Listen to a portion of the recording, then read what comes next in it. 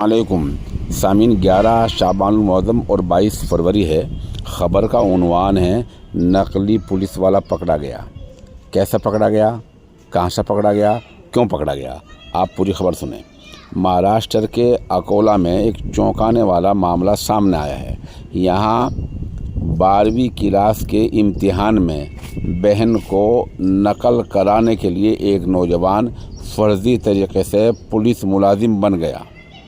इम्तिहान सेंटर पर पहुंचा, वहां ड्यूटी देने लगा।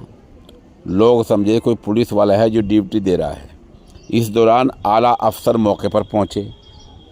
उसने आला अफसरान को सलामी दी, सैल्यूट किया, जो तरीका है पुलिस का।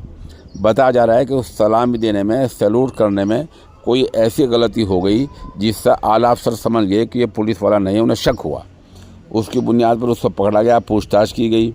पूछताछ में पता चला नकली पुलिस वाला है।